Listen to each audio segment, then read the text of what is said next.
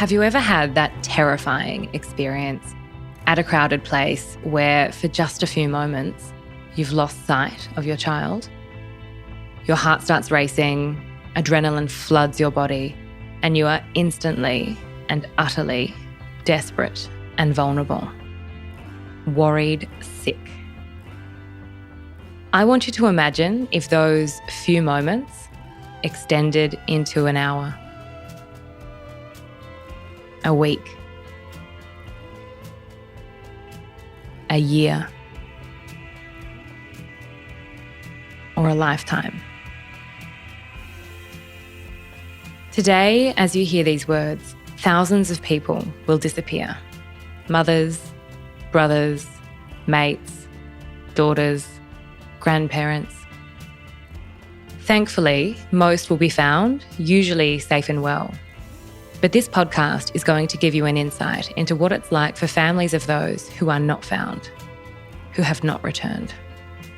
They're not there for you to lean on. They're not there for you to call at 1 a.m. in the morning because you've woken up from a dream where you're floating in the middle of the ocean in the dark and you don't know how to understand that. Research shows that for every missing person, at least 12 people are directly affected, financially, emotionally, and psychologically. The impact is profound. And we just realised that we spend our weekends walking around looking for our son's body. No one's ever prepared to have a loved one suddenly vanish. It's a scenario usually confined to fictional storylines. But it happens to all sorts of people all around the world for all kinds of reasons. Misadventure, mental illness, runaways, dementia, natural disasters, abduction. Every single minute. By June 2016, Bung had been missing for 5 years and still her family had no answers. Or then I'll bump into other people and say, oh, I remember that girl. Well, that's my daughter. It's a frantic situation for everyone left behind, and time is of the essence, so families often want to spread awareness as far and wide as possible. Media opportunities are coveted, and those precious seconds of screen time or words on a page are usually limited to a few vital statistics. But a loved one is so much more than their height, their date of birth, or what you're pretty sure they were wearing when they were last seen. They are your child, your parent, your sibling, your partner, your world.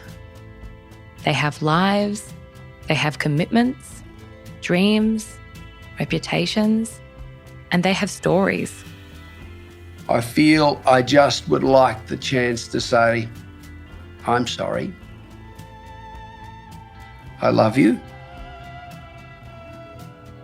I just want to see you again. When my brother Dan disappeared in 2011, he was 24 years old. And because the circumstances weren't deemed suspicious, none of those police resources we'd been led to expect from TV shows and movies were available to our family. We didn't know where to begin, but we knew that we needed help.